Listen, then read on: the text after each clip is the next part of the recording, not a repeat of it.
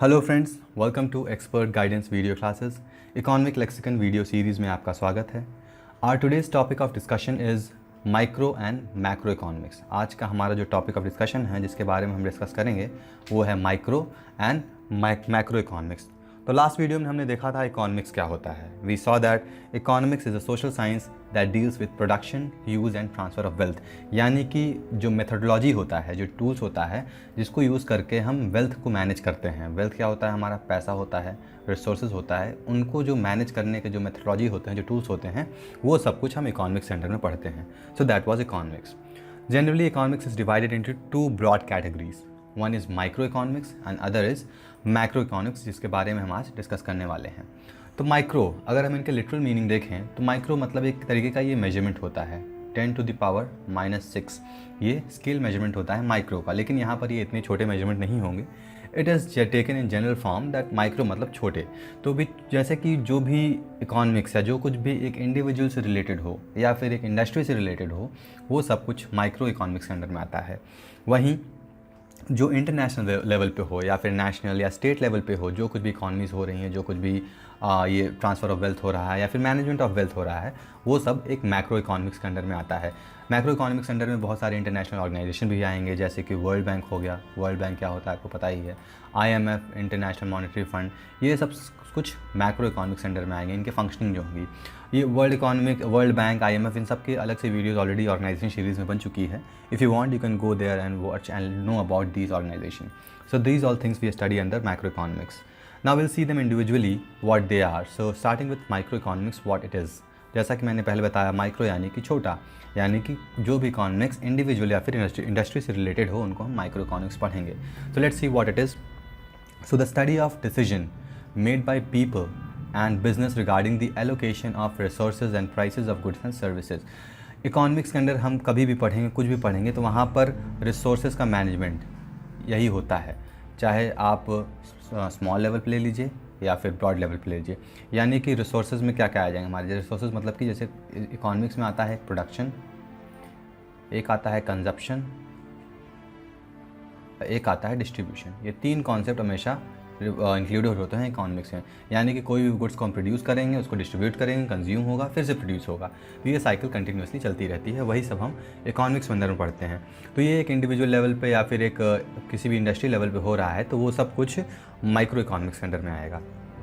अब यहाँ पर सिर्फ ये तीन पार्ट नहीं, इनके अंदर कुछ स्पेशल चीज़ें होती हैं, जैसे कि taxes, regulation and government legislation. अब जैसे कि कोई इंडस्ट्री है, कुछ प्रोड्यूस कर रही है, या फिर कोई इंडिविजुअल है, बहुत पैसा ज़्यादा कमा रहा है, तो कुछ टैक्स स्लैब्स होते हैं। जैसे कि इंडिविजुअल इनकम टैक्स में क्या होता है, अभी आपने अगर बजट वगैरह पढ़े होंगे या फिर आप न्यूज़ पढ़ते होंगे, तो आपने देखा होगा 5 लाख तक कोई अगर एनुअली कमा रहा है तो उसके ऊपर कोई टैक्स नहीं है। 5 लाख के ऊपर 5 से 10 लाख कोई कमाता है तो इनके ऊपर 10% टैक्स है, यानी कि इनके इनकम का 10% जाएगा एज अ टैक्स। अब ये टैक्स यूज़ कहाँ होता है आप बहुत अच्छे से जानते हैं।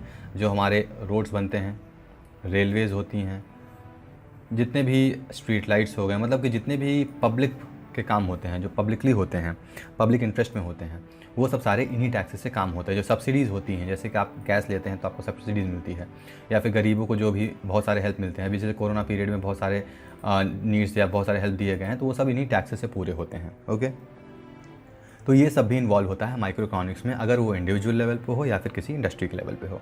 सो this is what is called as micro economics. Next term इसमें क्या क्या आता है माइक्रो इकोनॉमिक्स में, तो माइक्रो इकोनॉमिक में supply and demand in individual market. Individual market क्या होता है?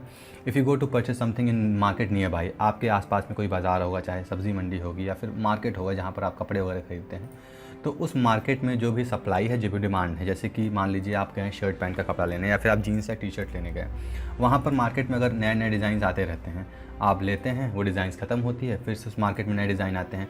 तो ये डिमांड और सप्लाई हमेशा वहाँ पर बना रहता है इंडिविजुअल मार्केट में। यहाँ पर बहुत लेवल पे बड़े लेवल पे बात नहीं होती है। या फिर इंडस्ट्री होगा, किसी इंडस्ट्री से होलसेल में बिकेगा, फिर आके मार्केट में बिकेगा, तो मतलब बहुत ही छोटे लेवल पे, बहुत हाई लेवल पे चीज़ें नहीं होती हैं यहाँ पर। तो ये माइक्रो इकोनॉमिक्स में ही इन्वॉल्व होती हैं सारे। नेक्स्ट पॉइंट है इंडिविजुअल कंज्यूमर बिहेवियर, जैसे कि कंज्यूमर चॉइस थ्योरी। अब कंज्यूमर चॉइस थ्योरी क्या होता है? वही कंज्यूमर चॉइस थ्योरी मतलब मैनेजमेंट। मान लीजिए आपके पास लिमिटेड रिसोर्सेज यहाँ पर पैसे के लिए हम कह रहे हैं, तो लिमिटेड पैसे हैं। मान लीजिए आपके पास 10,000 रुपये है, but again you want to purchase goods that are worth ₹15,000, या फिर आपको कोई भी चीज़ लेना है जो 15,000 का हो, या फिर बहुत सारे प्रोडक्ट्स लेने हैं जिसका एवरेज या फिर एग्रीगेट 15,000 आ रहा है, लेकिन आपके पास है तो 10,000 ही, तो आप किन चीज़ों को लेंगे? आपकी प्रायोरिटीज़ यहाँ पर सेट करके आपकी ज़रूरत वाली चीज़ें ले लेंगे और कुछ पैसे बचा लेंगे। हो सकता है फ्यूचर में आप इसी तरह से धीमे धीमे करके बहुत सारे पैसे बचा के आप वो जो चाहिए होगा आपको प्रोडक्ट वो ले लें। तो यही होता है कंज्यूमर चॉइस थ्योरी, ये भी माइक्रो इकोनॉमिक्स में इन्वॉल्व होगा। Next is individual labour market. अब यहाँ पर जैसे कंस्ट्रक्शन हो रहा है, इंडस्ट्री में काम हो रहा है, तो वहाँ पर काम कौन करते हैं? लेबर ग्रेड के लोग ही काम करते हैं, मैनेजर्स भी होते हैं, सुपरवाइज़र भी होते हैं, लेकिन काम तो बेसिकली लेबर्स ही कहते हैं। तब इन लेबर्स का डिमांड सप्लाई इनका भी होता है, मतलब जैसे इंडस्ट्री में अगर बहुत ज़्यादा डिमांड इनका बढ़ गया है तो इनका जो सैलरी होगा उसमें हाइक होगा, जो भी सैलरी मैनेजमेंट है वो भी इंडिविजुअल मार्केट के अंडर में ही आएगा। सो this is all about micro economics. Next is macro economics. Macro economics आपको मैं पहले ही बता चुका हूँ, जो ब्रॉड लेवल, बड़े लेवल पे जो भी इकोनॉमिक्स में हो रहा है उसको मैक्रो इकोनॉमिक्स कहेंगे। इसमें क्या क्या आता है? It studies the behaviour of country and allows and how its policies affect the economy as a whole. अब इकॉनमी एज अ होल का मतलब क्या है? मतलब किसी भी देश की इकॉनमी जो होती है उसमें जो जो पॉलिसीज़ बन रही हैं, मैक्रो इकोनॉमिक्स अंडर में जो भी पॉलिसीज़ बन रही हैं, मान लीजिए अभी गवर्नमेंट बहुत सारी पॉलिसीज़ लाती है गरीबों के लिए, फिर या फिर कुछ भी लाती है, जैसे किसान समृद्धि योजना हो गया या फिर प्रधानमंत्री स्वरोजगार योजना हो गया, लोन देती है, बहुत सारे फंड्स देती हैं। तो इन सब सारी पॉलिसीज से इंडिया की इकॉनमी या फिर उस कंट्री की इकॉनमी में कैसे इफेक्ट पड़ रहा है वो माइक्रो इकॉनमी के अंडर में पड़ेगा। मतलब किसी भी कंट्री का बिहेवियर देखेगा। बिहेवियर किस टर्म में देखेगा? वो किस तरीके की पॉलिसीज़ बना रही है। पॉलिसी मतलब उनका एक तरीके का बिहेवियर हो गया, because they are governing the country and these policies govern indirectly the people. Okay, next, it analyses the entire industries and economics rather than individual or specific companies, which is why it is top to down approach। मतलब कि यहाँ पर ये कोई एक specific industrial sector या फिर एक स्पेसिफिक इंडस्ट्री या इंडिविजुअल को मॉनिटर नहीं किया जा रहा है। यहाँ पर पूरे इंडस्ट्रीज़, मान लीजिए कोई स्टील सेगमेंट है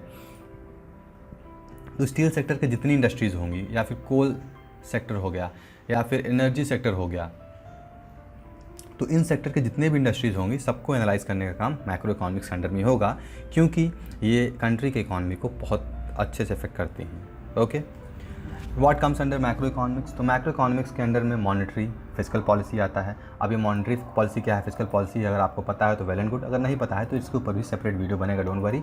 फिलहाल के लिए आप हमारे क्लासरूम प्रोग्राम या फिर इकोनॉमिक्स से किसी भी वीडियो लेक्चर को देखकर समझ सकते हैं। तो monetary and physical policy involves the पैसा। जनरली देखिए इसमें क्या होता है, एक सिस्टम होता है, किसी भी कंट्री को चलाने के लिए गवर्नमेंट होती है सेंटर पे या स्टेट पे, दो इसके लेग्स होते हैं। एक होता है कलेक्शन, रेवेन्यू कलेक्शन, एक होता है स्पेंडिंग। ठीक है, एक तरीके से यहाँ पर पैसे कलेक्ट किए जा रहे हैं टैक्सेस के थ्रू, यहाँ पर वो स्पेंड किए जा रहे हैं, सब्सिडीज़, पॉलिसीज़, अलग अलग तरीके से ये स्पेंडिंग हो रही है यहाँ पर।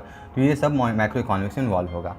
आगे, reason for inflation and unemployment. अब महंगाई क्यों हो रही है या फिर अनएम्प्लॉयमेंट क्यों हो रहा है, ये सब कुछ भी इनके कारण जो होता है वो मैक्रो इकोनॉमिक्स के अंडर में ही पता चलेगा, because it analyses everything which comes at broad level. Economic growth country क्या है, जैसे हम देखते हैं ना जीडीपी का ग्रोथ, कि ये इतना ग्रोथ हुआ या फिर डाउनफॉल हो गया या फिर ग्रोथ हो गया, तो इकोनॉमिक ग्रोथ भी मैक्रो इकोनॉमिक अंडर ही मॉनिटर किया जाएगा। इंटरनेशनल ट्रेड एंड ग्लोबलाइजेशन भी मैक्रो इकोनॉमिक अंडर में आएगा। और जो लिविंग स्टैंडर्ड का डिफरेंस है, मान लीजिए इंडिया में लोग रह रहे हैं और वही अमेरिका में, यूएसए में रह रहे हैं, तो इन दोनों के जो सिटीजन्स हैं इनके बीच का जो डिफरेंस है, लिविंग स्टैंडर्ड का डिफरेंस है, वो क्यों है, वो भी जानने का काम मैक्रो इकोनॉमिक्स का ही है। Because macro economics involve all kind of unemployment. जो एम्प्लॉयमेंट है वो मैक्रो इकोनॉमिक अंडर में आएगा। काम होगा, जो भी गुड होगा ब्रॉड लेवल पे, जिस पर पूरी कंट्री डिपेंडेंट होगी, वो मैक्रो इकोनॉमिक्स में आता है। Next is government boring. जैसे गवर्नमेंट वर्ल्ड बैंक से कुछ पैसा लेती है या फिर IMF इंटरनेशनल मॉनेटरी फंड से कुछ पैसा लेती है, दूसरे कंट्री से कुछ फंड्स लेती है, वो भी इसी के अंडर में स्टडी किया जाएगा। So that's all about macro economics. Let's see the difference between macro economics and micro economics. तो माइक्रो इकोनॉमिक्स में इकॉनमी का बहुत ही छोटा सेगमेंट कंसिडर किया जाता है। इकॉनमी क्या है आपको लास्ट वीडियो में क्लियर हो गया होगा। तो उसका एक छोटा सेगमेंट हो गया, तो इंडिविजुअल लेवल या फिर एक इंडस्ट्रियल लेवल पे, तो वो माइक्रो इकोनॉमिक में अंडर में आएगा। और economy as a whole, aggregate economy, पूरी इकॉनमी, जैसा कि पूरे कंट्री का इकॉनमी या फिर पूरे स्टेट का इकॉनमी है, वो मैक्रो इकॉनमी के अंडर में आएगा। मैक्रो इकोनॉमिक्स जो होता है वो कोई इक्विलिब्रियम प्रिंसिपल पे नाम काम नहीं करता है। माइक्रो इकोनॉमिक्स इक्विलिब्रियम प्रिंसिपल पे काम करता है। इक्विलिब्रियम क्या है? Equilibrium means demand is equal to supply. Okay, जो supply is equal to demand या demand is equal to supply, बात एक ही है, वो माइक्रो इकोनॉमिक्स अंडर में आएगा। जैसे आप किसी जनरल स्टोर में जाते हैं, जनरल स्टोर में वो मान लीजिए 100 kg शुगर ले आते हैं। अब उनका 100 kg शुगर बिक जाता है तो अगला 100 kg का स्टॉक ले आते हैं। तो ये demand is equal to supply हो रहा है, वो सामान ला रहे हैं, बिक जा रहा है, वो कोई भी प्रोडक्ट ला रहे हैं वो बिक जा रहा है, तो demand is equal to supply concept चल रहा है, इक्विलिब्रियम चल रहा है। अब यही अगर ये 100 किलो शुगर ले आकर रख दिए, ये इनका बिका ना, तो ये डिसबैलेंस हो गया, क्योंकि यहाँ पर अगर डिमांड नहीं है इस प्रोडक्ट का, लेकिन ये प्रोडक्ट इनके पास है, तो ये मार्केट में डिसबैलेंस होगा, इनके पास ये थोड़ा लॉस में चले जाएंगे, प्रॉब्लम होगा।